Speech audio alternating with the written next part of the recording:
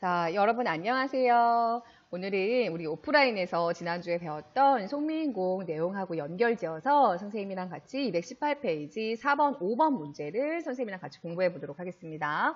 자, 그런데 우리가 얘들아 이 4번, 5번 문제에서 중심적으로 다루고자 하는 내용을 잘 한번 우리가 살펴봐야 되는데 먼저 4번 문제도 그렇고 5번 문제도 그렇고 새로운 작품들이 한 작품씩 들어가 있어요. 그래서 4번 문제를 보면 다음 작품을 감상하고 형식적인 공통점과 차이점을 송미인곡과 비교해 보는 거고, 자 5번 문제 같은 경우도 조선 전기 가사인 송미인곡과 비교하는 내용이야. 자 그래서 4번 문제하고 5번 문제는 둘 다 송미인곡과 작품을 비교하는 내용들인데 여기서 가장 핵심은 뭐냐면 얘들아 잘 보자.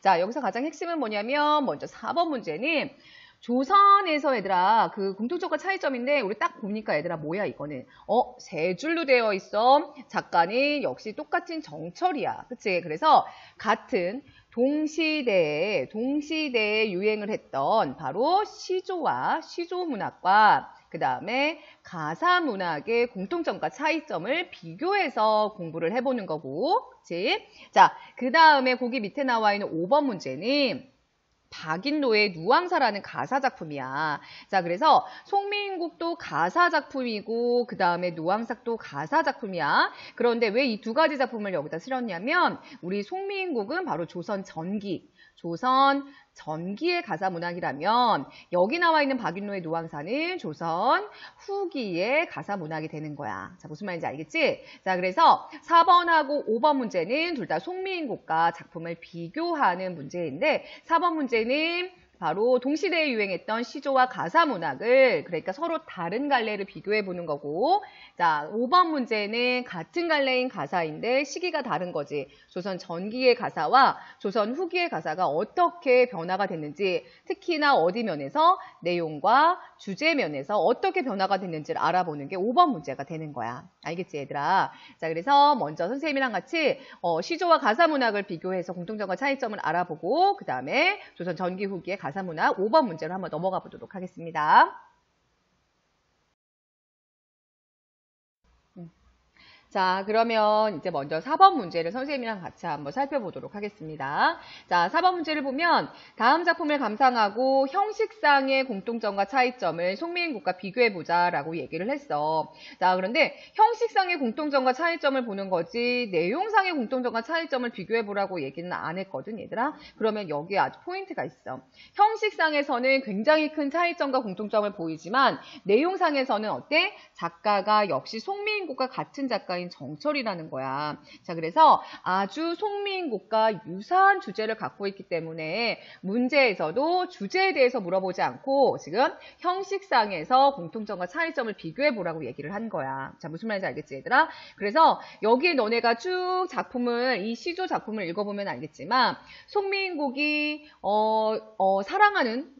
누군가를 사랑하는 여성의 마음을 빗대어서 연군의 정을 다루고 있다면 이 작품도 마찬가지야. 이 작품도 정철이 관직에서 물러나서 조정에서 물러나 있는 동안에 지은 시조이기 때문에 역시 마찬가지로 주제는 연군의 정을 담고 있는 거야. 무슨 말인지 알겠지? 자, 그래서 그 송미인곡과 그 다음에 이 시조는 주제 면에서는 굉장히 유사한 주제를 갖고 있기 때문에 문제에서도 역시 형식상의 공통점과 차이점을 물어보고 있다는 거야. 그래서 너희도 이 형식상의 공통점과 차이점에 집중을 하면서 왜 가사가 발생하게 됐는지 그 이유에 대해서 한번 생각해 보는 것이 이 문제의 가장 핵심 포인트라고 볼 수가 있겠습니다. 자, 그러면 선생님이랑 같이 이제 시조 작품을 한번 분석을 해보도록 할 건데, 얘들아, 우리 머릿속에 떠오르는 시조가 있어야 되겠지, 그치? 시조라고 하면, 시조의 가장 큰 형식은 뭐야, 얘들아? 몇 장?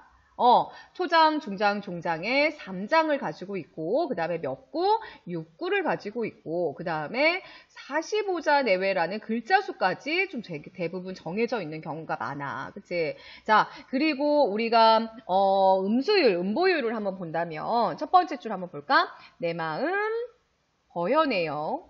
별다를 맹글구저. 자, 그래서 대부분 사음보의 율격을 갖고 있고, 글자 수, 음수율도 역시 3글자, 4글자, 3글자, 4글자. 그래서 대부분의 음수율이 3, 4조나 4,4조의 음수율을 갖고 있는 것이 가장 시조의 기본적인 형식이라고 볼 수가 있겠습니다. 무슨 말인지 알겠지? 자, 그러면 이제 선생님이랑 같이 이 기본 형식을 바탕으로 내용을 같이 한번 분석해 보면서 송미인곡과 형식 사이의 공통점과 차이점, 그 다음에 내용과의 공통점 이렇게 한번 선생님이랑 파악을 한번 해볼게요. 자, 먼저 이제 초장으로 들어가도록 하겠습니다. 자, 초장을 선생님이 한번 쭉 읽어보면 내 마음 버혀내요. 별 달을 맹글고져라고 되어 있어요. 자, 우선 여기서 가장 중심이 되는 소재는 내 마음이야, 내 마음. 자, 내 마음을 버혀낸다는 얘기는 잘라낸다는 얘기야. 근데 얘들아 여기서 딱 떠오르는 게 있어야 돼. 내 마음을 잘라낸대. 잘라내서 뭐를 만들어? 별달을 만들고자 라고 얘기를 했어. 자, 지금 마음을 버려내어 별달을 만들고자 이렇게 화살 표시를 해준다면, 자, 버려낸다라는 얘기는 얘들아 내 마음을 잘라낸다라는 거야. 근데 얘들아 내 마음이라는 것은 내 마음은 굉장히 추상적인 거야, 구체적인 대상이니? 추상적인 대상이야. 자, 그래서 선생님이 내가 추상적이라고 쓸게. 자, 추상적인 대상을 잘라낼 수 있다는 얘기는 굉장히 어떻게 만든다는 얘기야? 구체화시키고 있어. 자, 그리고 심지어 뭐를 만들어? 별달을 만들고 있어. 자, 그래서 잘라낸다는 말, 그 다음에 별달을 만든다는 말, 이 두 개 다 추상적인 대상을 구체적으로 형상화시키고 있다라고 쓰면 돼. 자, 그래서 구체화 또는 구체적으로 형상화시키고 있다라고 선생님 쓸게.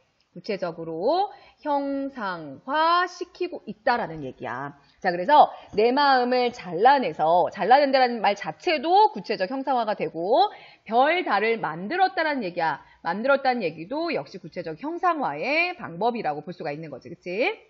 자, 그래서 추상적인 마음을 별, 달이라는 구체적으로 대상으로 만든 거야. 만들고저, 맹글고저는 얘들아 뭐뭐하고저라는 거는 뭐뭐하고 싶다라는 말이야.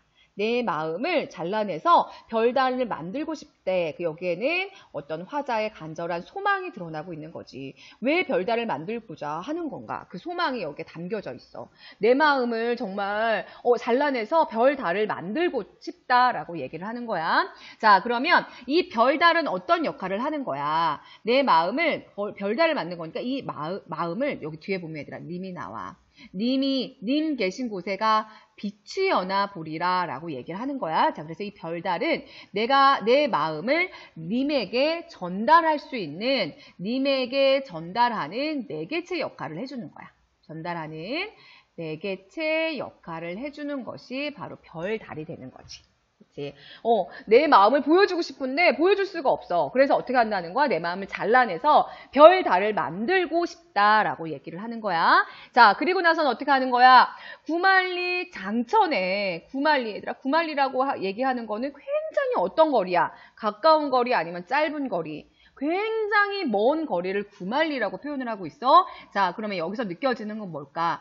님과 나 사이에 무슨 감을 나 사이에 무슨 감을 느낄 수 있어? 먼 거리감을 느낄 수가 있다는 거야. 자, 그래서 구만리, 장천이라고 얘기하면 얘들아 끝없이 쫙 펼쳐진 그 하늘을 얘기하는 거야. 너무 멀리 있는 그 넓은 하늘을 얘기하는 거야. 그래서 구만리, 멀리 떨어져 있는 그 하늘에 번듯이 환하게 걸려서라는 뜻이야. 환하게 걸려서. 자, 고은님, 자, 선생님이 여기 형광색 펜으로 밑줄 그어보도록 할게요. 자, 고은님, 선생님이 여기 형광색 펜으로 쫙 밑줄 그었어. 자, 고은님은 여기서도 역시 두 가지 의미로 해석해 볼 수가 있어. 자, 먼저 첫 번째는, 자, 그냥 우리가 여기 작품에서 보여지는 고은님이라고 얘기하냐면, 내가 얘들아 별달이 돼서 하늘에서 별달에 고은님에게 비추고 싶다는 얘기는, 이 고은님이라는 얘기는 바로 긍정적인 대상일까, 부정적인 대상일까? 긍정적인 대상. 다시 말해서, 내가 뭐하는 대상이다? 바로 내가 사랑하는 님이라고 볼 수 있는 거지. 그치? 여기서의 고은님은 내가 사랑하는 님이라고 볼 수 있어. 자, 그 다음에 두 번째, 작가 정철의 처지를 빗대어서 본다면 이미 이 작가 정철은 조정에서 물러난 상태에서 이 시조를 썼다고 본다면 이 고은님은 역시 내가 그리워하는 대상, 내가 사랑하는 대상, 바로 누구라고 볼 수 있을까? 임금이라고 볼 수가 있지. 얘들아 어때? 지금 형식이 아니, 내용이 굉장히 송미인곡하고 유사하게 흘러가고 있다는 것을 알 수가 있지, 그치? 자, 고은님 계신 곳. 자, 선생님이 이렇게 밑줄 긋게. 자, 계신 곳은 뭐가 될까? 내가 사랑하는 님이 계신 곳이라고 볼 수도 있고, 두 번째, 임금이라고 봤을 때는 임금이 계신 어디? 궁궐이라고 볼 수가 있지. 궁궐 또는 한양이라고 볼 수가 있는 거야. 궁궐 또는 한양이라고 볼 수가 있어. 자, 님 계신 곳에 가서 빛이 여나 보고 싶다. 빛이 여나 보리라. 그래서 구만리장천에서 별달이 돼서 그 넓은 하늘에서 님 계신 곳을 비춰보고 싶다라고 얘기를 하고 있어. 그치? 그래서 선생님이 여기다가 다시 형광색 펜으로 밑줄을 쫙 그어보도록 할게요. 자, 별달이 돼서 님 계신 곳에 가서 비추고 싶다라고 얘기를 하고 있는데 얘들아, 여기 너무 중요한 거야. 잘 알아둬야 돼. 이거 왜 선생님이 중요하다고 얘기했을까? 바로 송미인곡에서 나왔던 내용이 그대로 여기 나와 있어. 얘들아, 송미인곡에서 을려가 결심을 하고 갑려가 조언을 하잖아. 그래서 을려는 뭐가 되고 싶다 그랬어? 을려는 지는 해가 돼서, 나궐이 돼서 님 계신 창안에 번듯이 비추고 싶다라고 을려가 얘기를 했고, 그랬더니 갑려가 을려야 달은커녕 달이 되지 말고 뭐가 되라고 했어? 구준비나 되소서라고 얘기를 했어. 자, 그럼 얘들아, 여기서 중요한 거 나 있지. 여기서 알 수 있는 화자의 태도는, 여기서 알 수 있는 화자의 태도, 바로 이 시조에서 말하고 있는 이 화자의 태도는 갑려의 태도와 유사할까? 을려의 태도와 유사할까? 바로 뭐야? 그렇지. 얘들아, 여기 포인트. 바로 을려의 태도와 유사하다는 거야. 을려의 태도와 유사하다는 거야. 역시 마찬가지야. 을려랑 마찬가지로 구만리 장천에서 멀리서 비치면서 고은님 계신 곳에서 멀리서 비치겠다는 것은 바로 화자의 태도도 역시 을려의 태도와 마찬가지로 굉장히 무슨적 태도를 가지고 있다? 소극적이고 수동적 태도를 가지고 있다는 것을 알 수가 있어. 그치? 갑려는 오히려 야, 그렇게 하지 말고 구준비가 돼서 님에게로 밀착해서 구준비가 되어서 내려라고 얘기하는 거는 굉장히 적극적인 태도였잖아. 여기서 이 시조에서 알 수 있는 화자의 태도는 을려의 태도와 마찬가지로 굉장히 소극적이고 수동적이야. 자, 그러면 선생님이 얘들아 앞으로 다시 넘어가서 여기서 지금 얘기하고 있는 이 별달, 우리 아까 얘기했어. 그러면 별, 달의 속성과 같은 것을 송미인곡에서 찾자고 얘기를 한다면 지는 해, 바로 을려가 말했던 나궐일까? 아니면 갑려가 얘기했던 구준비일까? 둘 중에 어떤 것이 별, 달의 속성하고 같은 거야, 그러면? 그렇지. 바로 이 나궐의 속성하고 구준비는 아니지. 그치? 이 별달의 의미는 나궐과 의미가 유사하다라고 볼 수가 있어. 자, 님에 대한 나궐도 마찬가지고 얘들아 별달도 마찬가지고 내 마음이야. 내 마음을, 님을 사랑하는 나의 마음을 표현한 거지만 그 태도적인 면에서 봤을 때는 바로 이 별달의 의미는 바로 멀리서 님을 바치는, 님을 이렇게 멀리서나마 님을 바라보는 어떤 소극적인 태도를 갖고 있다라는 의미에서 나궐이라는 시어와 별달이라는 시어는 의미상 유사한 의미를 가지고 있다라고 할 수가 있습니다. 자, 무슨 말인지 알겠지? 자, 그러면 얘들아, 이 시조의 내용을 간단하게 한번 선생님이랑 정리해 보도록 하자. 자, 먼저 갈래를 한번 써볼게. 자, 갈래는 3장 6구 45절 내외에 굉장히 평범한 형식을 갖고 있는 평시조라고 볼 수가 있어. 갈래는 평시조라고 볼 수가 있고. 자, 그 다음에 선생님이 얘들아, 주제를 한번 적어볼 건데, 이 주제는 결국에 이 정철이라는 작가가 말하고자 하는 거는 송미인곡하고 주제가 거의 흡사해. 그리고 형식도 그 내용, 말하고 있는 그 말하고자 하는 형식이 굉장히 유사해. 갈래상의 형식이 아닌 내가 주제를 말하고자 하는 형식이 굉장히 유사한데 어떤 면에서 유사하냐면 정철이 임금을 그리워하는 그 연군의 정을 누군가가 사랑하는 사랑의 마음으로 표현하고 있다는 점에서 주제가 굉장히 유사하고 그 다음에 주제를 나타내는 형식, 방법도 굉장히 유사한 방법이야. 그래서 이 작가 정철이 말하고자 하는 이 시조의 주제는 그러면 뭐라고 볼 수 있을까? 바로 임금을 그리워하는 연군의 정이라고 볼 수가 있는 거야. 그것을 이것도 마찬가지로 여성적인 화자가 여성적인 어조를 통해서 사랑하는 사람을 그리워하는 그 사랑의 마음으로 빗대어서 표현하고 있는 방법이라고 볼 수가 있는 거야. 자, 그래서 갈래는 평시조, 그 다음에 주제는 연군의 정으로 주제면에서는 굉장히 송미인곡과 유사하다라는 것을 여기서 말해주고 있습니다. 무슨 말인지 알겠지? 자, 그러면 선생님이랑 같이 이제 주제를 한번 살펴봤으니까 문제를 보면서 이 4번 문제에서 다루고자 하는 형식상의 공통점과 차이점을 이제 본격적으로 한번 살펴보면서 왜 굳이 작가는, 이 정철이란 작가는 이런 시조뿐만 아니라 가사문학을 쓰면서 도대체 왜 이런 시조 형태와 같이 가사문학이 유행을 하고 발생하게 됐는지 그 이유에 대해서 한번 생각해 보도록 하겠습니다.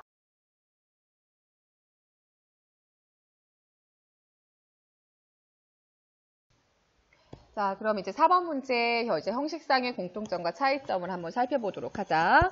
자, 그 전에 선생님이 간단하게 그 내 마음 버여내요라는 그 시조를 간단하게 정리를 한번 해봤는데, 역시 갈래는 아까 말했듯이 평시조, 그 다음에 성격적인 면을 보자면 성격은 연군가의 형식을 가지고 있는 거야. 연군, 그치? 임금을 그리워하는 노래라는 뜻이지, 그치? 자, 그 다음에 제재는 별달이라고 볼 수 있고, 주제는 연군의 정이라고 볼 수가 있고, 자, 그 다음 특징을 보자면 굉장히 추상적인 개념이야. 마음이라는 개념을 구체적인 대상으로 표현해주고 있는 거지. 그래서 내 마음을 잘라서 별달이라는 구체적 대상으로 형상화시키고 있는 거고, 자, 그 다음에 님에게 전하고 싶은 자신의 마음을 별과 달에게 빗대어서 표현한다는 정도가 특징이라고 볼 수가 있겠습니다.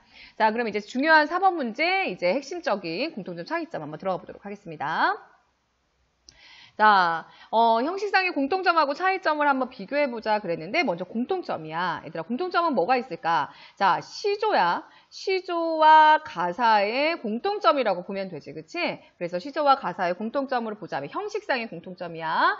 자, 사음보의 율격을 가지고 있다는 것, 이게 가장 형식적인 공통점이라고 볼 수가 있지. 그치? 자, 그 다음에 음수율도 좀 비슷해. 자, 3, 4조 또는 4, 4조의 음수율을 가지고 있다는 것, 이것도 역시 형식상의 공통점이라고 볼 수가 있습니다.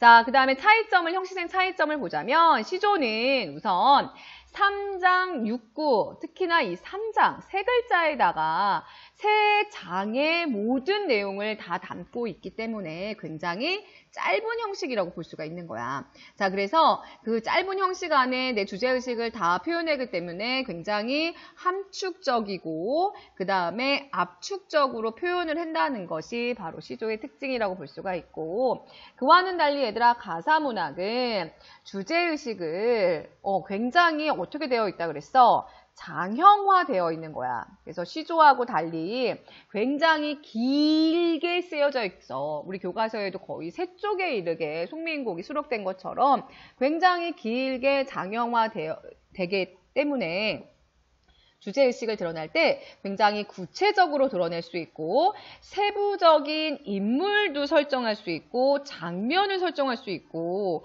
그래서 굉장히 짧은, 우리가 운문문학이라고 하면 굉장히 짧게 생각하는데 그 형식이 굉장히 길어지면서 송미인곡처럼 뭐 을려와 감려처럼 어떤 세부적인 인물들을 설정한다거나 그 다음에 하소연을 하듯이 자기의 이야기를 길게 나열해서 설명해 줄 수 있는 거야. 그래서 굉장히 장형화되었다는 것이 바로 가사문학의 특징이라고 볼 수가 있어.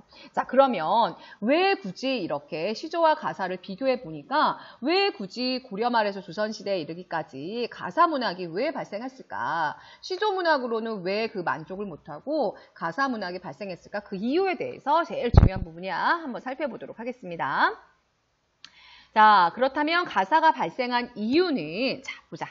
알겠지, 얘들아? 무슨 말인지 알겠지? 시조는 짧아. 가사는 길어. 그것만 생각하면 돼. 그래서 시조는 비교적 형식적 제약이 크기 때문에 음보도 그렇고 음수율도 그렇고 글자 수도 그렇고 그 다음에 3장도 그렇고 자신의 정서를 굉장히 정제되고 압축된 형식으로 표현해야 되는 거야. 그러나 가사는 사음보라는 율격의 그 제약 외에는 굉장히 자유롭게 쓸 수 있기 때문에 모든 것에 제약이 없이 정서를 담아내는데 굉장히 자유롭다는 거야. 그래서 가사 작품에는 화자의 정서와 정서의 변화 과정이 굉장히 구체적으로 드러나고 자세하게 드러날 수 있어. 그래서 사람들이 쓸 때 내 마음을 막 표현해내고 싶은데 시조 형식이 너무 짧고 제약이 심해. 그래서 내가 표현하고자 하는 것에 제약이 너무 많은 거야. 그래서 뭐야? 가사 문학을 발생시켜서 그 내용을 굉장히 자유롭게 표현해주고 싶었던 거지. 그리고 좀 더 구체적이고 자세하게 드러내고 싶어서 가사 문학을 발생시킨 이유가 되는 거야. 그래서 정철도 얘들아 똑같아. 정철도 같은 작가가 시조도 썼고 가사도 썼다는 얘기는 시조에서는 좀 더 자신의 내용을 함축적으로 표현해내는 거고 가사 문학을 쓰면서 똑같은 영군의 정이지만 가사 문학에서는 좀 더 구체적이고 자세하게 자신이 그 임금을 그리워하는 마음을 굉장히 구체적으로 적어내면서 자신의 마음을 표현하는데 조금 정서를 표현하는데 조금 더 자유롭게 표현할 수 있었기 때문에 정철이란 작가도 시조와 가사를 동시에 이렇게 창작을 했다라고 볼 수가 있는 거야. 자, 무슨 말인지 알겠지? 자, 여기까지가 4번 문제 시조와 가사의 비교가 되었습니다. 자, 그러면 이제 선생님이랑 같이 5번 문제를 보면서 이제 조선 후기의 가사가 어떻게 변화되는지 주제의식에서 한번 살펴보도록 하겠습니다. 자, 그러면 이제 5번 문제로 들어가도록 하겠습니다. 자, 5번 문제를 보면 다음은 조선 후기의 가사 작품이다 라고 되어 있습니다. 자, 조선 전기 가사인 송미인국과 비교하여서 내용과 주제면에서 한번 가사의 변화 양상을 한번 파악해보자라고 얘기를 했습니다. 자, 조선 전기에서 조선 후기로 가면서 크게 가사의 형식 부분에서는 변화가 많이 없지만 그 내용과 주제면에서, 내용면에서 많은 변화 양상을 보여지고 있기 때문에 이렇게 5번 문제에서 문제를 내고 있는 거예요. 자, 그래서 5번 문제에 나와 있는 작품은 박인로의 누황사라는 작품인데 이 누황사라는 작품은 작가가 자신이 사는 형편에 대해서 지은 가사로 어떤 지인이 요즘에 어떻게 지내? 라고 자신의 어떤 공공한 생활에 대해서 묻는 데에 대한 답변으로 지은 작품이 바로 이 누황사라는 작품이 되겠습니다. 자, 임진왜란 이후에 당면한 작가의 현실이 아주 잘 나타나 있다라고 되어 있어요. 그래서 자신이 사는 형편이나 그다음 작가의 현실이 매우 사실적으로 잘 나타나 있는 작품이 바로 박인로의 누황사라고 볼 수가 있습니다. 자, 선생님이 지금 얘들아 우리 본문에는 굉장히 짧은 본문이 실려 있지만 원래는 굉장히 총 77행? 77행 정도 되는 굉장히 긴 가사의 형식 중에 하나예요. 선생님이 송미인국도 말했지만 가사 문학의 형식이 가장 대표적인 굉장히 장형화되어 있기 때문에 이 누황사도 굉장히 장형화되어 있는 작품 중에 하나인데 크게 내용으로 나누면 총 7단락. 7파트로 나누어져서 내용이 쭉 전개가 되고 있어요. 자, 그래서 먼저 첫 번째를 보면 첫 번째 단락에서는 자신의 어떤 삶의 길과 흉, 좋음과 나쁨을 하늘에 맡기고 누추한 곳에서 그러니까 농사를 지으면서 이제 살려고 자연으로 들어가는 모습이 담겨져 있고 그 다음에 두 번째에서는 아무 준비 없이 농사를 지으러 자연 속으로 들어갔지만 굉장히 굶주림과 추위가 닥쳐오는 거야. 그래서 그 굶주림과 추위 속에서 자신이 임진왜란 동안에 열심히 그 활동하고 지냈던 것들을 회상하는 것이 바로 두 번째 내용이 되는 거고, 자, 세 번째 내용부터가 이제 중요한 거야. 자, 세 번째 내용부터 뭐냐면 이제 자연 속에서 자신이 스스로 농사를 짓고자 농사 일을 하려고 하는데 쓸 소가 없는 거야. 소가 없어서 굉장히 낙심을 하는 장면이 세 번째에 나오는 거야. 자, 그 다음에 네 번째 단락에서는 이제 농사 지을 소가 없으니까 소를 빌리러 가. 그런데 어떻게 되니? 누가 기다렸다는 듯이 소를 빌려주지 않지. 그래서 누가 이렇게 소를 빌리러 갔더니 어떻게 굉장히 많은 수모와 그 다음에 무시를 하는 거야. 그래서 이 수모만 받고 집으로 돌아오는 전경이 바로 이 네 번째 단락이 되고, 자, 다섯 번째 단락이 우리가 본문에 실려 있는 부분이라고 보면 돼. 자, 그래서 소를 빌리러 갔다가 굉장히 큰 수모를 받고 집으로 돌아오다가 집으로 돌아와서 이 야박했던 세상 인심에 대해서 한탄을 하며 이제 본가리를 못하는 거잖아. 소가 없으니까. 그러한 본가리 할 생각을 이제 그만둬버리는 대목이 바로 다섯 번째가 되는 건데 이 부분이 바로 우리 본문에 실려있는 부분이라고 보면 되는 거야. 자, 그 다음에 여섯 번째 대목이 되는데 여섯 번째는 이제는 막 이렇게 낙심을 하고 있다가 밝은 달이야. 밝은 달, 맑은 바람을 벗삼아서 자연 속에서 이제 늙어가자라는 어떤 안빈낙도의 삶을 다루고 있는 게 바로 6번째가 되는 거고, 마지막 7번째는 이제 뭐야? 여기서 얘들아 수모를 당하고 굉장히 낙심을 하고 있다가 6번째, 7번째에서 마지막 7번째에서는 가난하지만 원망하지 않고 끝까지 충과 효에 힘쓰면서 형제들과 화목하게 벗들하고 신의를 지키면서 살아가자라는 어떤 유교적인 덕목을 마지막에 강조하고 있는 부분이 바로 7번째 부분이 되겠습니다. 무슨 말인지 알겠지? 자, 그래서 우리 5번째 부분은 뭔가 전환점을 이루는 부분이라고 생각하면 돼. 자, 그래서 이 작품은 조선 후기에 자신의 어떤 안빈낙도, 안빈낙도, 그 다음에 안분지족의 삶을 다루고 있는데 그 내용 부분에서 보자면 5번째까지는 굉장히 어떤 농사를 지으면서 힘들었던 삶의 모습을 다루고 있고 6번째, 7번째 단락에서 자연 속에서 그러면 이제 절로 늙자. 그치? 모든 것을 이제 받아들이는 어떤 숙명론적인 그러한 태도가 들어가 있는 부분이 6번째, 7번째 부분이 되는 겁니다. 무슨 말인지 알겠지? 자, 선생님이 지금 설명해주는 부분만 얘들아 잘 기억을 하면 이제 조선 후기에 우리 노항사 작품이 어떻게 주제문에서 변화가 됐는지를 알 수가 있어. 선생님이랑 우리 본문에 나와 있는 걸 한번 살짝 살펴보고 그 다음에 마지막으로 내용 정리 한번 해보도록 할게요.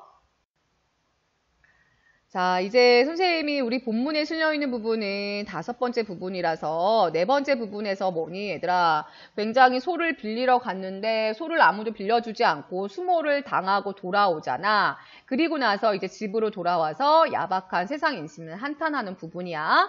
자, 그럼 한번 보도록 하자. 자, 와실. 달팽이같이 작고 초라한 집이야. 어떤 가난한 자신의 집을 얘기하는 거지. 그치? 가난을 얘기하는 거야.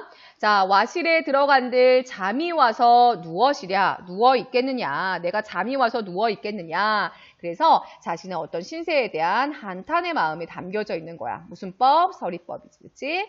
자, 서리법을 사용해서 내가 지금 잠이 오겠느냐. 이렇게 얘기를 하는 거지. 그런 수모를 당하고 왔는데 그래서 어떻게 하냐면 북쪽 창에 비껴 앉아서 새비를 기다리니 바로 새벽을 얘기하는 거야. 새벽을 기다리니 무정한 대승은 그 정의 없이 그 대승 아무것도 모르는 그 대승 자 대승 선생님 여기 네모 박스 칠게 자 이 대승을 보면 봄에 빨리 밭을 가라고 독촉하는 오디세가 되는 거야. 자 그러니까 뭐니 무정한 대승 그렇게 오디세의 울음소리에 화자의 심정이 더욱 고조가 되고 있는 거지. 그래서 여기다도 역시 화자의 뭐야 객관적 상관물이라고 볼 수 있어.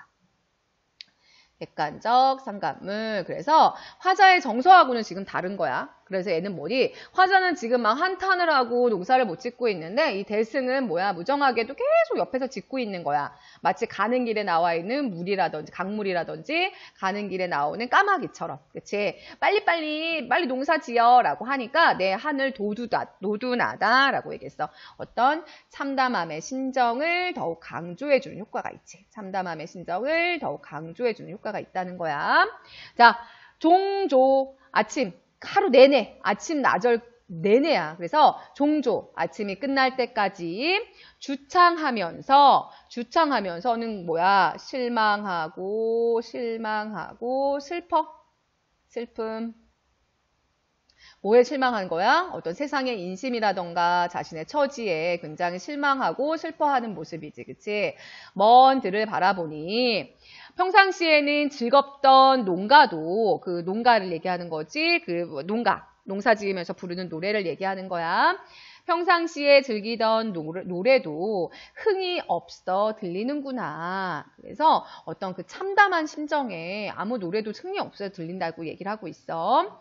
자, 세상 물정을 모르는 한숨은 글칠 줄을 모르는구나 라고 얘기를 했지. 그치? 자, 아까운 저 소비는 뭐를 얘기하는 거니? 바로 쟁기를 얘기하는 거야. 쟁기를 얘기하는 거지. 자, 아까운 저 쟁기. 왜 쟁기가 아깝다는 거야? 소가 없어서 농사를 지을 수가 없이 쟁기만 그냥 있다는 거야. 그래서 아까운 저 쟁기는 뭐라 그래서 볕보임도 이 볕보임은 쟁기의 어떤 성능이라고 보면 돼. 성능이라고 썼고, 자, 쟁기의 날이 아주 좋다라는 얘기야. 볕보임도 아주 좋구나. 가시 엉긴 묵은 밭도, 가시 엉긴 묵은 밭, 그냥 밭만 얘들아 묵어 있어. 빨리 이제 쟁기를 하고, 빨리 이제 밭갈이를 해야 되는데, 못하고 있는 거야. 그치? 자, 저 쟁기는 가시 엉긴 묵은 밭도 용이 쉽게 가려마는 허당 반벽. 자, 허당, 얘들아 반벽이 뭐니? 반벽? 빈집. 허당은 빈집이야.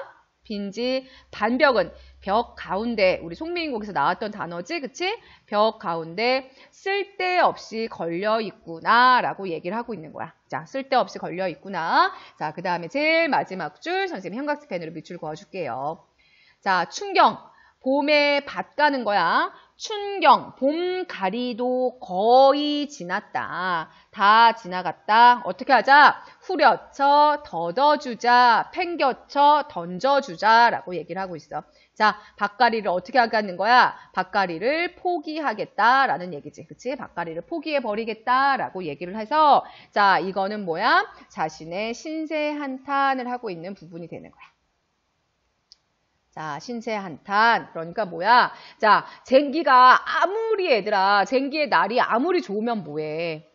그래서 소도 없어. 소도 없어서 지금 밭갈이도 못하는 거야. 그래서 어떻게 하겠다는 거야? 봄갈이, 봄철에 논을 가는 그 봄경도 거의 이제 끝나가는 거야. 그러니까 어떻게 하겠다? 자, 후려쳐 던져준다. 팽개쳐 던져준다 라고 얘기를 하면서, 자, 여기서의 바로 주제는 뭐야? 매정한 세태, 세상 임신을 혜태를 한탄하면서 동시에 춘경을 포기하게 되는 거야. 춘경을 포기함이라고 선생님 쓰면서 이러한 자신의 신세를 한탄하고 있다라고 얘기를 하고 있잖아. 그치? 자, 그래서 이 작품은 얘들아 뭐니? 안빈낙도 안분지족을 주제로 하고 있지만 굉장히 그러한 안빈낙도 안분지족의 그런 마음을 갖기 전에 내가 아무것도 모르고 농사를 지러 왔을 때 아무것도 준비되어 있지 않은 상태에서 농민들한테 수모를 당하는 어떤 세상의 그 세태에 대해서 굉장히 사실적으로 묘사하고 있는 부분이 바로 이 누앙사의 특징이라고 볼 수가 있는 거야. 자, 그래서 얘들아 여기서 중요한 포인트는 뭐냐면 임진왜란 이후에 이런 사대부들이 처해져 있는 현실을 얘기하고 있는데 사대부들은 뭐냐면 얘들아 그 계속 오래된 전쟁으로 인해서 사대부의 지위도 잃어버려.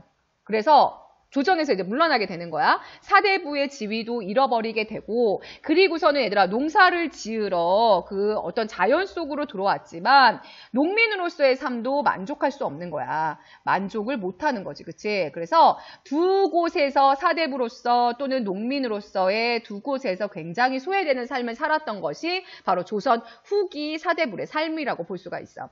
자, 그래서 아주 그냥 어떻게 보면 자연 속에서 나는 유유자적하면서 만족하면서 살 거야 라고 얘기는 하고 있지만 마지막에 6번째, 7번째 단락에서 말은 하고 있지만 결국에는 그 안에서의 삶도 쉽지 않았다라는 것을 굉장히 첫 번째, 두 번째, 세 번째, 네 번째, 다섯 번째를 통해서 계속 그 쉽지 않은 모습을 사실적으로 보여주고 있는 거야. 자, 그래서 이러한 삶에서 양쪽에서 소외되어 있는 그러한 삶에서 느끼는 어떤 괴로움과 자신의 신세에 대한 모습들을 굉장히 사실적으로 다루고 있는 것이 바로 조선 후기의 가사 작품들의 내용이 되는 거고 그 대표적인 것이 바로 박인로의 누앙사가 되는 거야. 무슨 말인지 알겠지? 자, 그러면 선생님이랑 같이 여기 밑에 있는 문제를 한번 풀어보면서 이제 본격적으로 조선 전기와 후기의 내용과 주제면에서 차이점을 한번 살펴보도록 하겠습니다.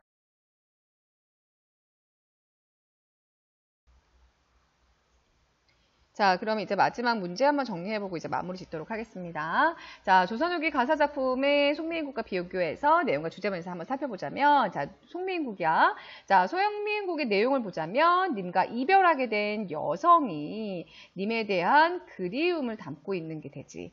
그 다음에 님에 대해서 나는 이렇게 하겠다라는 맹세의 마음도 담고 있는 것이 바로 송미인국이 되겠습니다. 자, 그와는 달리 누앙사를 보면, 누앙사는 자신의 가난한 처지에 대해서 진솔하게 진솔하게 고백을 하는 거야. 굉장히 사실적으로 드러나고 있지, 그치? 자, 그 다음에 궁핍한 생활에서 비롯되는 어떤 자신의 어떤 신세한탄이라든지 어떤 참담함, 그 다음에 앞쪽에 보면 어떤 수모의 그런 마음까지도 굉장히 진솔하게 고백하고 있다는 거야. 자, 그랬을 때 바로 두 개의 주제를 한번 비교해 보자면, 자, 송민곡의 주제는 님과 이별하게 된 여성이 님을 그리워하는 마음을 통해서 바로 임금에 대한 변함없는 충성심의 마음을 담고자 하는 거고, 노왕사는 자신의 가난한 처지에 대한 진솔한 고백을 통해서 자연을 벗삼아 안빈낙도하는 선비의 궁핍한 생활상에 대해서 묘사를 하고 있는 주제가 되겠습니다. 무슨 말인지 알겠지? 자, 그러면 이렇게 해서 봤을 때 조선 전기와 조선 후기에는 어떻게 가사가 변화되는가라고 살펴본다면, 자, 조선 전기에는 어떤 가사가 사대부들의 어떤 강호가도 그래서 그 자연 속에서 살아가는 삶의 모습이라든지 그 다음에 임금을 그리는 연군지정의 마음을 주로 다루고 있다는 거야. 그래서 그 내용들을 주로 다루고 있다면 바로 조선 후기가 갈수록 내용과 주제면에서 현실의 모습을 굉장히 사실적으로 다루고 있다는 게 굉장한 특징이지, 그치? 현실을 적극적으로 수용하고 자신의 진솔한 감정을 있는 그대로 표현하는 거야. 그래서 사대부라고 해서 뭔가 체면을 차려서 자신의 속마음을 드러내지 않는 것이 아니라 우리 박인로의 노왕사에서처럼 사대부지만 내가 수모를 당할 때는 수모의 그 창피함이라든지 어떤 자신의 그 가난한 생활에 대한 어떤 참담함이라든지 이런 마음들이 굉장히 진솔하게 표현이 되는 것이고 그것을 현실적으로 굉장히 사실적으로 담아내고 있다는 게 조선 후기에 오면서 가사의 내용들의 변화가 되는 거지, 그치? 자, 이렇게 해서 우리 조선 전기, 송민곡으로 대표되는 조선 전기와 그 다음에 노왕사로 대표되는 조선 후기의 가사 문학을 보면서 조선 후기로 오면서 굉장히 사실적이고 진솔해지면서 현실을 적극적으로 반영하고 있다라는 가사의 변화 양상에 대해서 한번 공부를 해봤습니다. 자, 그러면 선생님이랑 같이 그 우리 프린트, 송민곡 프린트 3페이지의 맨 마지막에 보면 박인로 누왕사와 관련된 학습지가 있어. 그거 우리 선생님이랑 같이 안 했으니까 요거 마지막으로 살펴보고 이제 진짜로 마무리 짓도록 하겠습니다. 자, 이제 우리 선생님이 오프라인에서 나눠줬던 송민곡 프린트 3페이지 제일 마지막 줄 부분 보도록 하겠습니다. 자, 감상다지기 박인로 노왕사 제재개간부터 한번 살펴보도록 할게요. 자, 갈래는 가사, 그 다음에 시기로 보자면 조선 후기에 해당하는 가사 문학의 대표라고 볼 수가 있어. 자, 그 다음에 여기 운율이라고 되어 있는데 여기는 소재라고 바꿔야지, 그치? 자, 소재는 바로 어떤 사대부의 안분지족의 생활에 대해서 다루고 있는 거고, 자, 자연을 벗삼아 안빈낙도 하고자 하는 선비의 모습이 담겨져 있지만 그 안에 선비가 굉장히 얘들아 궁핍한 모습을 굉장히 생활상을 사실적으로 다루고 있다는 게 굉장한 특징이라고 볼 수가 있는 거야. 자, 그래서 특징을 보자면 자연의 은일, 자연 속에서 살면서도 현실의 어려움을 굉장히 사실적으로 표현해주고 있다. 굉장히 진솔한 감정을 표현해주고 있다라는 거야. 자, 그래서 진솔한 감정을 표현해내고 있다라는 거야. 그래서 사대부이지만 얘들아 나는 가난 속에서 나는 만족을 해. 그러면서 그냥 자신의 삶을 다 포장하는 것이 아니라 있는 그대로 드러낼 때는 있는 그대로 드러내는 거야. 나는 이런 삶이 힘들어, 굉장히 가난해, 궁핍해, 수모를 당했어 하고 다 드러낼 수 있는 진솔한 감정의 표현이 드러나고 있다는 거야. 자, 그러면서 뭐니? 임진왜란 이후에 사대부에서도 소외가 되고 지위가 상승하고 그 다음에 농민으로서의 삶도 만족하지 못하는 작가의 현실을 더불어서 그 다음에 마지막 6번째 단락, 7번째 단락에 보면 그러한 자신의 가난한 삶을 받아들이겠다. 그래서 하늘의 뜻에 맡기겠다. 뭐 이런 내용들이 담겨져 있는 거지. 원망하지 않겠다. 그래서 자신의 삶을 받아들이겠다는 어떤 운명론적인 인생관도 드러나고 있다라고 할 수 있습니다. 운명론적 인생관이 드러나고 있다라고 할 수 있어. 자, 요 송민곡과 노왕사를 비교한 것들은 아까 해봤으니까 선생님 가로만 빨리 한번 채워보도록 할게요. 자, 송민곡은 님에 대한 그리움과 님에 대한 사랑과 그리움이야. 그리움과 님에 대한 맹세의 마음을 담고 있고 이를 통해서 드러내고자 하는 거는 임금에 대한 변함없는 충성심, 충정의 마음을 담고자 한다라고 할 수 있어. 그치? 자, 노왕사는 자신의 어떤 가난한 처지에 대해서 고백을 하는 거야. 진솔한 감정을 드러내고 있는 거지. 그치? 자, 그리고 이에 대한 감정을 굉장히 진솔하게 드러내고 있고 이것을 통해서 드러나고자 하는 주제는 바로 자연을 벗삼아 지내고자 하는 안빈낙도하고자 하는 삶의 모습이 드러나고 있고 더불어서 선비의 궁핍한, 안빈낙도하고자 하는 선비의 궁핍한 생활상을 주제로 하고 있다라고 할 수가 있습니다. 자, 여기까지 선생님이랑 같이 송미인고 4번, 5번 문제를 같이 한번 살펴봤으니까 자, 4번에서 물어보는 시조와 가사의 비교, 자, 5번에서는 조선 전기와 후기의 가사의 비교, 자, 이렇게 잘 한번 이해를 해보고 자, 송미인곡의 내용은 여기서 마치도록 하겠습니다. 자, 교과서를 보면 219페이지에 감상의 정리와 지식 참고 부분이 있어. 거기를 잘 읽어보면 송미인곡에 대한 자세한 설명과 자, 그 다음에 가사에 담긴 주제의식과 내용의 변화 이게 4번하고 5번 문제에 관련된 것들이니까 이것도 같이 한번 읽어보면서 시험 공부에 도움이 될 수 있으니까 꼭 한번 읽어보시기 바라겠습니다. 자, 그러면 이번 주 온라인 수업도 열심히 듣고 다음 등교 계약 때 다시 만나도록 할게요. 자, 여러분 안녕.